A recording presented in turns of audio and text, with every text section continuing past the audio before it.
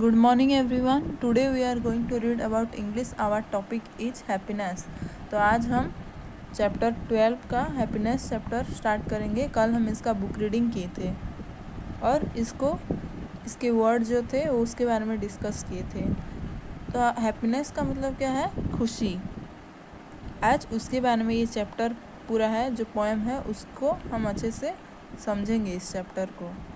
तो देखिए, happiness is sitting quietly in sunlit garden and it's just right, not too hot not too cold, and each blade of grass, each petal, each shade of God, it might last minute, it might last an hour, it last forever, always in a flower. When time has no meaning, happiness is the tired one sinking into a parent's arms. And it's just right, not too tight, not too loose, and each even breath, each heartbeat is a part of God. It might last a year, forever is here, where time has no meaning. Happiness is sitting quietly in sunlit garden, and it's just right, not too hot, not too cold. देखो, happiness क्या है? Real happiness, आप एक अपने garden में शांत भाव से बैठे हो और उसका सनलाइट का जो सनलीट होता है, हल्का हल्का सन ने जो होते हैं आपके ऊपर गिरते हैं, तो वो क्या होता है? It's just right, not too hot not too cold. वो क्या ज़्यादा गर्म भी नहीं होते कि ज़्यादा ठंडा भी नहीं होते। And each blade of grass, each petal, each shade of God. क्या है each blade of grass?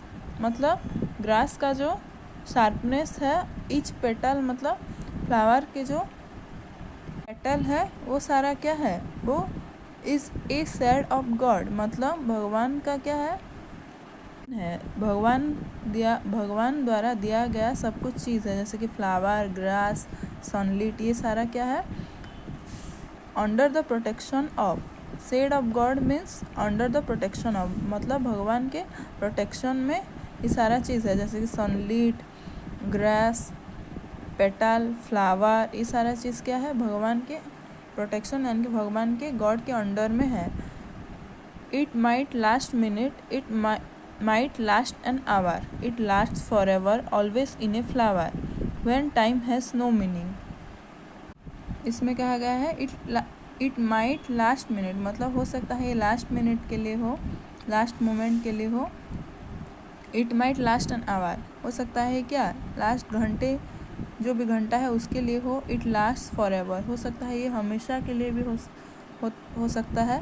Always in a flower, मतलब फ्लावर के ऊपर जैसे गिरता है सनलाइट, वो जो फ्लावर का पेटल होता है उसके नीचे जो ग्रास होता है, फ्लावर के साथ कंपेयर किया गया है। When time has no meaning, when time has no meaning मतलब when you are suffering unhappy, जब आप अनहैप्पी होंगे, जब आप नाखुश होंगे, तो तब आप क्या, छोटे छोटे चीज़ भी आपको खुश कर सकता है। जैसे कि सनलिट गार्डन में बैठे होंगे, सन का जो किरणें, सूरज का जो किरणें होता है वो सारा गिरेगा, ना ही वो गर्मी ज़्यादा होगा ना ही वो ठंडा होगा। वो सारे क्या होंगे? भगवान के प्रोटेक्शन में, यानी कि भगवान के अंडर में होंगे। सनलिट, पेटल, फ्लावर, वो सारा क्या भगवान के प्रोटेक्शन यानी कि भगवान के अंडर में होंगे। Happiness is the tired warm sinking into a parents arm, and it's just right, not too tight not too close, and each even breath, each heartbeat is a part of God. Happiness is the tired worm sinking into a parent's arms. Happiness क्या है? पहले happiness हम क्या पढ़े थे? Sunlight garden में, जो garden होता है उसमें बैठे हुए हैं और वहाँ पर ऊपर से क्या हो रहा है? सनलाइट गिर रहा है, मतलब सूरज का जो किरण होता है वो उनके ऊपर गिर रहा है, ना ही वो ज़्यादा गर्म है ना ही वो ज़्यादा ठंडा है। और क्या था? अभी क्या है? हैप्पीनेस इज, जब आप दुख होते हो या फिर टायर्ड होते हो, अपने पेरेंट्स के आर्म में क्या ऐसे सो जाते हो, तो क्या होता है? सारा जो दुख होता है वो चला जाता है। वो बहुत अच्छा लगता है, पेरेंट्स के आर्म्स में सोना, वो हमें बहुत खुशी देता है। एंड इट्स जस्ट राइट, जैसे कि not too tight not too close, वो कैसे सोया है? पेरेंट्स के लैप में ज़्यादा टाइट भी नहीं होता है और ज़्यादा क्या लूज भी नहीं होता है। And each even breath each heart beat is a part of God.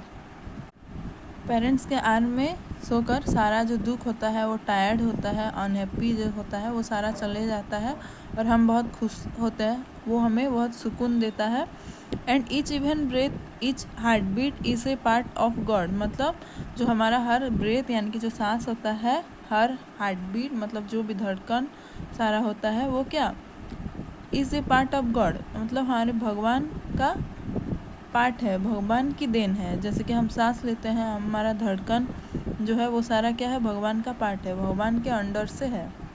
Next, it might last a year forever is here where time has no meaning. में क्या कहा गया है, हो सकता है ये लास्ट ईयर भी होगा, लास्ट साल भी होगा, और हो सकता है फॉर एवर इज हियर मतलब हमेशा के लिए भी हो सकता है। Where time has no meaning, where time has no meaning मतलब when you are suffering unhappy, जब तुम दुखी होगे। तो ये था आज का चैप्टर हैप्पीनेस। हम इस चैप्टर में से क्या सीखे, हमारा मोरल क्या है, हैप्पीनेस क्या है। हैप्पीनेस है जैसे कि गार्डन में बैठना, छोटी छोटी चीज़ हमें बहुत खुशी देती है। गार्डन में बैठना और सनलाइट अपने ऊपर गिरना, जैसे कि सूरज की किरण अपने स्किन में जो गिरता है वो ज़्यादा गर्म नहीं होता, ज़्यादा ठंडा नहीं होता। Blade of grass each petal is shade of God, जो भगवान का देन क्या है, ग्रास, पेटल, फ्लावर, ये सारा क्या है भगवान का देन है। उसके बाद हम क्या पढ़े, रियल हैप्पीनेस क्या है, tired one sinking into a parents arm, parents के आर्म में हम सोए हैं और सारा जो टायर्डनेस होता है, सारा अनहैप्पी जो सब कुछ दुख होता है वो सारा हम कुछ समय के लिए भूल जाते हैं, बहुत खुश रहते हैं, वो जो हमें बहुत आराम देता है। Not too tight not too close, वो ज़्यादा टाइट नहीं होता कि वो ज़्यादा लूज भी नहीं होता। और हमारा हर सांस, ब्रेथ और हार्ट बीट वो क्या भगवान का देन है, भगवान हमें ये सारा चीज़ दिए हैं। था चैप्टर 12 हैप्पीनेस। आज का आपका होमवर्क है ये जो चैप्टर पढ़े हैप्पीनेस, इस पोएम में कौन कौन से नए वर्ड को जाने, ये सारे वर्ड को हमें प्रैक्टिस करना है। ये क्या था, नंबर 1 HAPPINESS हैप्पीनेस, हैप्पीनेस मतलब क्या है खुशी। नंबर 2 पर है QUIETLY क्वाइटली मतलब चुपचाप। नंबर 3 पर है BLADE ब्लेड। चैप्टर में ब्लेड वर्ड का क्यों यूज़ किया गया है, ब्लेड ऑफ ग्रास मतलब ग्रास का जो शार्पनेस होता है उसको ब्लेड के साथ कंपेयर किया गया है। नंबर 4 SHAD शेड, शेड मतलब इस चैप्टर में शेड वर्ड का यूज़ शेड ऑफ गॉड के मीनिंग में यूज़ किया गया है। अंडर द प्रोटेक्शन ऑफ मतलब भगवान के जो छाया में रहते हैं उसको शेड कहा गया है इसमें। नंबर 5 MINUTE मिनट, मिनट मतलब कुछ समय के लिए। नंबर 6 FOREVER फॉरएवर मतलब हमेशा। नंबर 7 पर है MEANING मीनिंग। नंबर 8 पर है TIRED टायर्ड, टायर्ड मतलब थकान। नंबर 9 पर है WARM वार्म। नंबर 10 पर है PARENTS पेरेंट्स मतलब मम्मी पापा। नंबर 11 पर है SINKING सिंकिंग। नंबर 12 पर है LOOS लूज, लूज मतलब ढीला। नंबर 13 पर है BREATH ब्रेथ, ब्रेथ मतलब सांस। नंबर 14 पर है HEART heart, BEAT beat, heart beat, heart beat मतलब धड़कन। नंबर 15 पर है ALWAYS ऑलवेज मतलब हमेशा।